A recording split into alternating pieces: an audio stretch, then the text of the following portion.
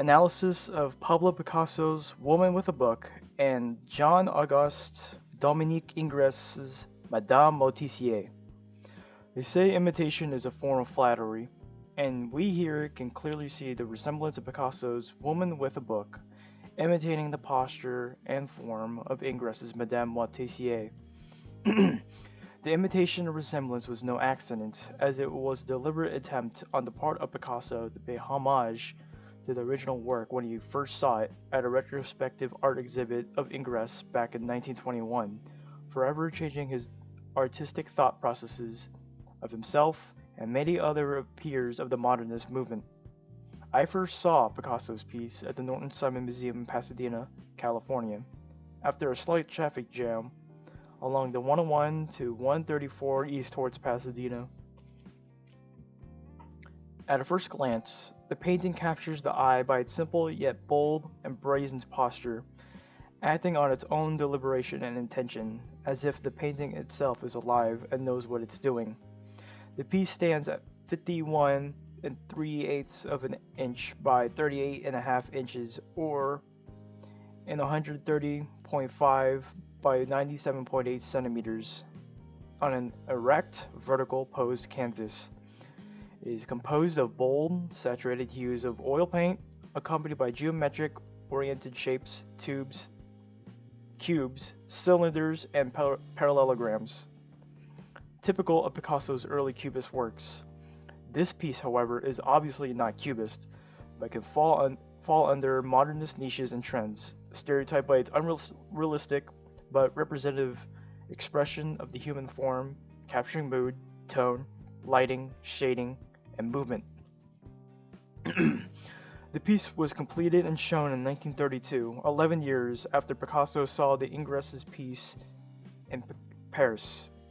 Picasso had subjected his portraiture pieces on mainly women, such as the 1907 piece Les Demoiselles d'Avignon, depicting a rather negative depiction of prostitutes of the red light district of his town in Spain, acting as a physical representation of the emotional and mental trauma of encountering these women. Indeed, the same can be said about The Woman with the Book, as it is used by his young lover's likeness and pose, Marie-Therese Walter, whom Picasso asked to model for him. Picasso, already married at the time of meeting her in Paris when she was 17, and he was 46, had multiple meetings and affairs, having a child together. The piece, while initially inspired by Ingres's artwork, had several brash modifications to suit his more modern tastes, while reiterating the sensual and erotic nature of Ingres.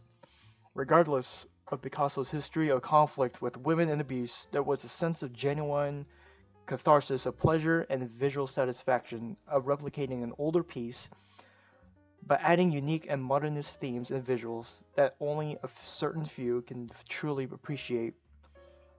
Due to its non-realistic and bold composition, depiction, and context, it may not be suitable for certain individuals' tastes, citing it as sexist, parody, or nonsense. Ingres, by comparison, had his own story to tell with his painting, as all paintings do. Jean-Auguste-Dominique Ingres was a neoclassical artist hailing from France. He was a student of Jacques-Louis David, an already established and famous painter of the 18th century France.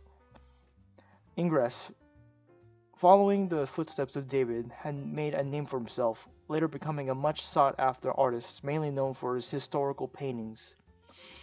However, despite him being stern on keeping his artwork in line with neoclassical and Paris Salon academic painting standards, he offered commissions of portraiture for wealthy clients, which soon proved to be fruitful and successful. His hyper-realistic depictions of the human form, clothing, lighting, and composition was almost unrivaled. The person in the piece of Ingres is depicted as Marie Clotilde Inez de Foucauld, daughter of Charles Edward Armand de Foucauld, who was a government official and a peer of Charles Marcotte. who was friends with Ingres, revealing the line of networking. The commission took place in 1844 after being married to Sigisbert Moitessier 2 years prior. Ingres was initially reluctant to delve into portraiture due to his scheduling and preference, but later changed his mind after meeting Marie. The process was expected to be long, but this particular piece took 12 years to compose, completed in 1856. The bold, static form of the woman by Ingres is what drew much of the attention of its viewers, as Ingres was well known for his sublime and bold movements and poses of the human form, even while doing something mundane as sitting and posing. The piece depicts a sensual visual occurrence, as Ingres depicts a mirror in the background of Marie, defying the laws of optical illusion and visualization. This can be seen as an excuse for Ingres to keep wanting to draw her, since he did regard her as beautiful and good. This painting is not without its tragedies, however, as many deaths occurred for all parties associated with the painting.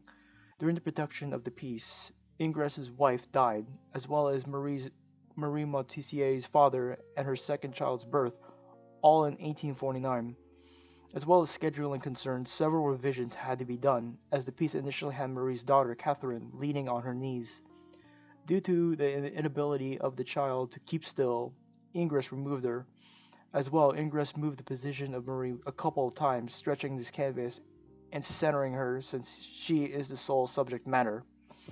Just as Picasso loved the pose of Madame Moitessier, Ingres was not unique in the posing, as he was himself inspired by Hercules finding his son Telephus, which includes the goddess Arcadia.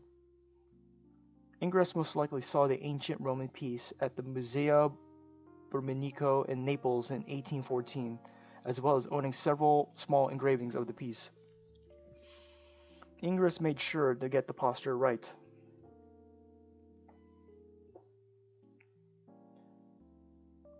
With the right hand and index finger extended to support the leaning head, just like Arcadia in the Roman fresco.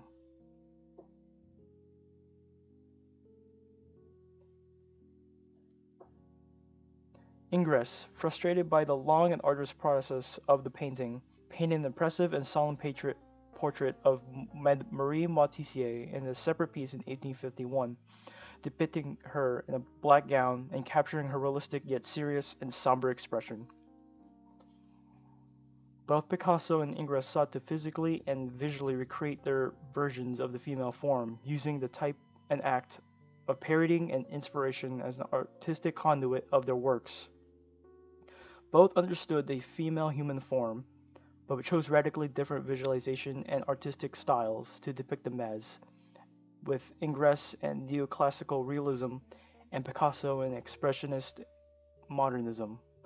However, both used real-life models to replicate the older Roman model fresco of a time long before themselves, letting the adage be true that replication, even in the most simplest and minimalist of ways or methods, continues to keep old art alive.